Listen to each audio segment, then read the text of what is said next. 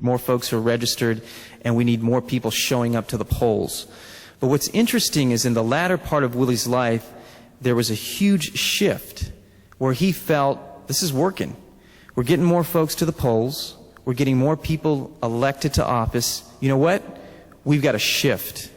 And I said earlier, setting the bar high. Talk about setting the bar high. Willie said, from this point forward, our role as Latinos in American politics is not just to do what the other folks did when they had power. So if we come into power now, we've now replaced an Anglo or someone else in office, and we take the same bribe, we do the same stuff, we cut the same deals. That's not the kind of politics we want to aspire to. And so for Willie, it was all about saying, how do we raise the level of political discourse? That's huge, and that's a goal that we're still facing. Sometimes we get there, sometimes we don't. Tough issues that we take on for lots of different communities. Oh my God, how are we going to talk about gay marriages, whatever these tough issues that come around in election cycles? How are we to be able to step in as a community to say what's really important for our communities? But the great thing that's fun about doing a biography, one thing it's tough is you can't make it up, right? It actually has to have happened. But you hear all these great stories along the way. And I was very fortunate to be a part, and a very small part, of some of these stories.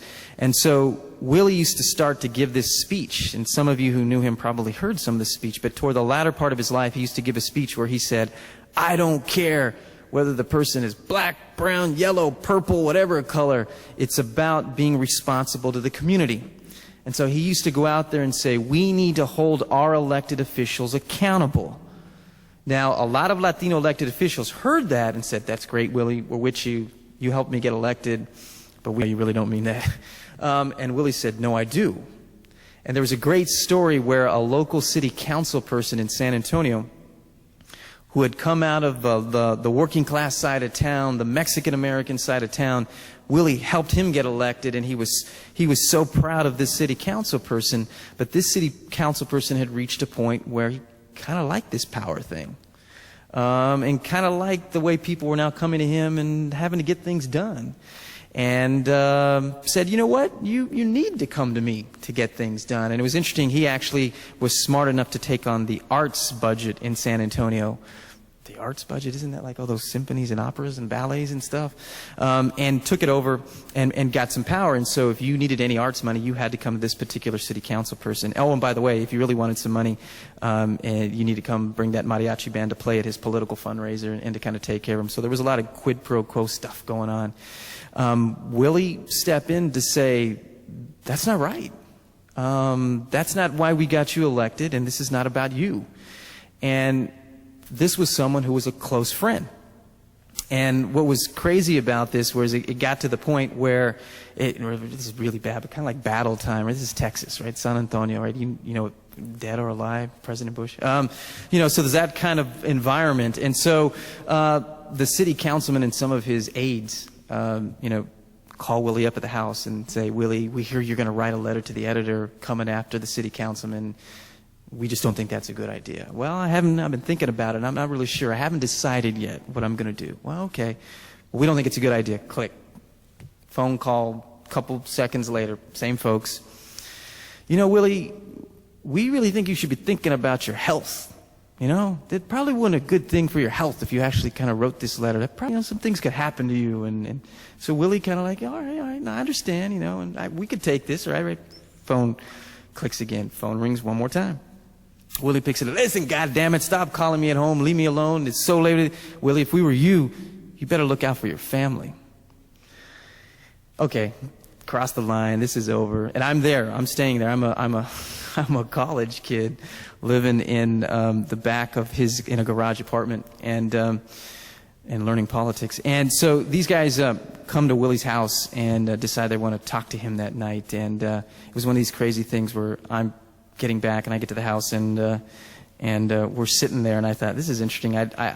Those of you who are interns here or working for different on the Hill, and you come and you want to be introduced to politics. I was at Harvard studying politics, all these really smart professors, but I hadn't heard the part about make sure you have your gun loaded, make sure you have your knife with you. And so we sat in his front room with a shotgun and a crowbar, and with the door wide open, just waiting for these guys to come by. And Willie chain smoking, and his brother was with us, and I remember there's just this unbelievable amount of silence that seemed to go on forever. And Deanna will appreciate this. And Willie just kind of turned to me and he said, "I bet you they didn't teach you this in your goddamn textbooks at Harvard." Yeah, they hadn't, Willie. These guys show up, they drive by, fire a couple of shots, leave, and the next day the council person is at Willie's office first thing in the morning with people from the community to discuss this important issue.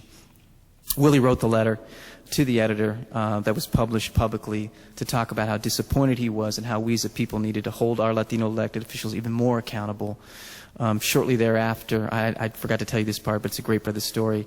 This is a Latino elected official who was able to get reelected after being caught in one of our large public parks having a meeting with one of his aides, a young female college student aide, at about 3 o'clock in the morning, and sitting in the car discussing issues for the city, having sex, and a group of gang members came up upon them, and just, were just kind of messing around and came to the car, and the city council member, being the honorable person that he was, ran away and left the young woman there, and she was raped by the gang members. It was shortly thereafter that he got reelected. So this is a guy with a lot of power locally. Willie writes the letter, continues to say, we can't stand for this form of politics. Henry Cisneros, who was the mayor at the time, a number of other folks agreed and stepped up after Willie was able to go public, because here was a man who had a lot of power, in a lot of ways had done some of the tough things that other folks didn't want to get done in the city, and he was defeated.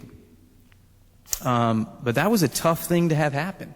But that was the kind of thing that Willie went beyond. We can all give speeches and put on our suits and ties and talk about how important it is to hold people accountable and to say we're going to stand up and talk about issues that are hard to talk about, but it's harder to kind of live it.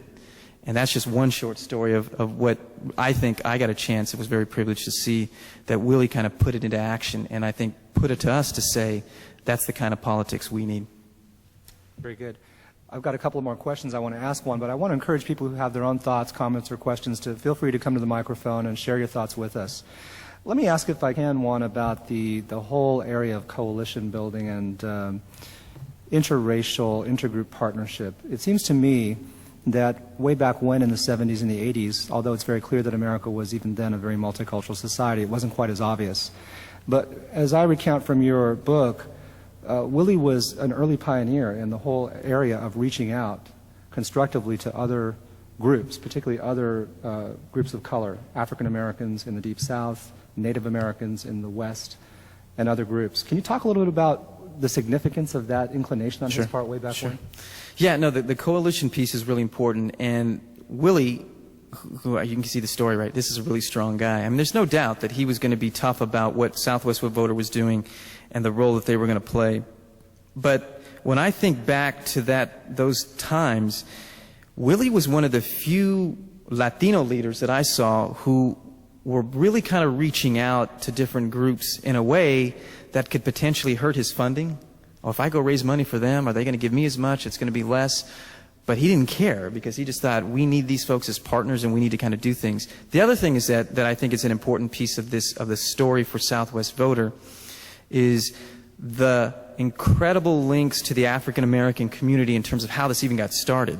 So those of you who know a little bit about political history would probably remember an organization called the Voter Education Project, which was the African American organization in the 1960s that really reached its peak in terms of really getting out and looking to do things for the African American community.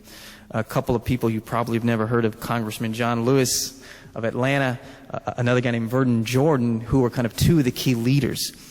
Willie went to Atlanta to visit them to say, how do you do this? And Willie was smart to say, we don't have to start all over again. There's some folks out there who are doing it. And so Southwest Voter and the Latino community owes a lot to the African American community and to VEP in particular, because we learned from what they had done. And unfortunately for VEP later, as they had some tough times historically, Willie stepped up and actually